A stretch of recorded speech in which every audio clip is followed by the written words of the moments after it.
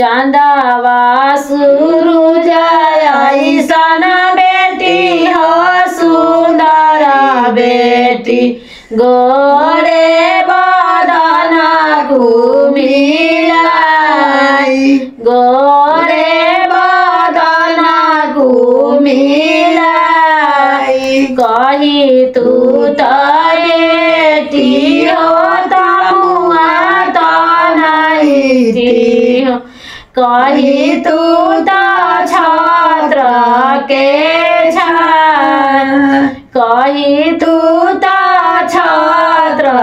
के काहे खातिर बाबा हो तमुआ तो नहीं काहे खातिर छात्र के काहे खातिर छात्र के हो तो बिनु सारा बाबा बोले ले चिराइया जाइबो सुंदर बर के साथ जाइबो सुंदर बर के साथ खोरावानी खोरा बेटी दूधावा पियावानी बेटा से अधिका दुलार बेटा से अधिका दुलार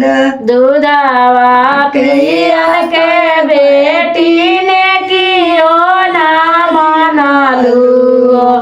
चली देलू ससुरा के ओदी चली देलू सुंदर बर के साथ जनते तरल बाबा धियावा पारायो काहे कइला एतना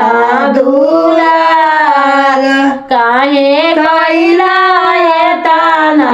दुलार दूधावा के लिखी बाबा दिहानी भैया जिनी भैया दल के सियार दूधावा